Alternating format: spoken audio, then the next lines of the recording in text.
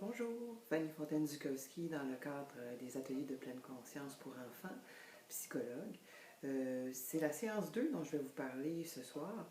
En fait, ce qu'on a fait durant la séance 2, le thème de la séance 2, c'est apprivoiser son corps.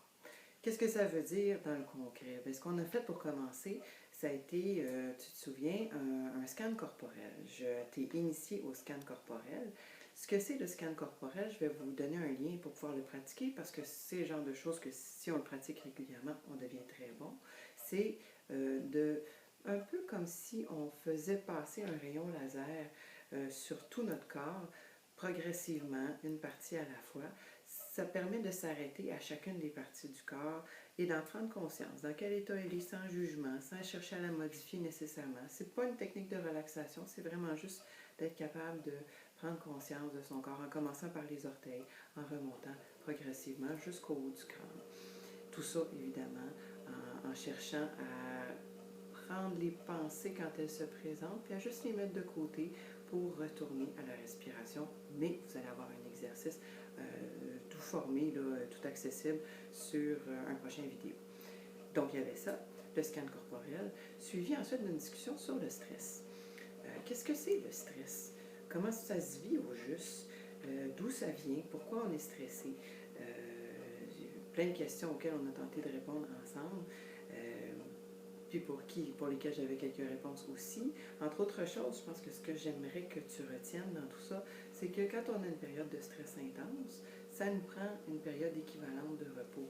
Et comme ça, de prendre conscience de comment on se sent dans notre corps, ça nous permet peut-être de savoir que l'on vit une période de stress, puis qu'on a besoin d'une période de repos.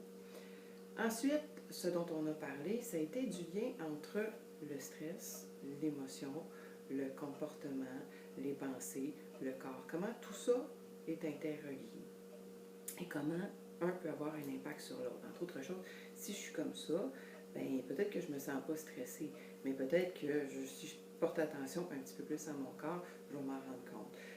Peut-être que si je me rends compte que j'ai les yeux pleins d'eau aussi, là, ça m'amène à me rendre compte que je suis triste.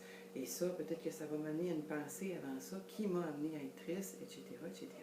Donc, le corps, c'est une belle porte d'entrée pour savoir comment on se sent et pouvoir agir là-dessus aussi, tout dépendant de notre état d'esprit.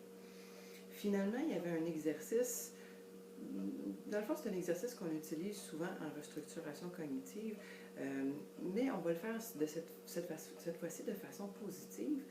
On s'est arrêté à un événement agréable, puis à partir de cet événement agréable-là, on va le décortiquer pour savoir qu'est-ce qui est le comportement là-dedans, qu'est-ce qui est les sensations physiques là-dedans, où est la pensée là-dedans, où est l'émotion, pour avoir un tableau clair de tout ça.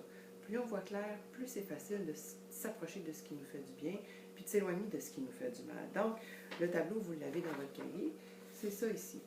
On part d'un événement agréable, et puis là, on décortique l'événement, mes pensées, mes émotions, comment je me sentais dans mon corps à ce moment-là, qu'est-ce que j'ai fait, est-ce que j'étais consciente de ce qui arrivait. Puis on va reparler ensuite à la prochaine rencontre. Mais là, je vais vous laisser donc pour pouvoir profiter de l'exercice de scan corporel qu'on va commencer sous peu. J'espère que vous allez pratiquer cette semaine. Puis je vous souhaite une belle semaine. On se revoit bientôt.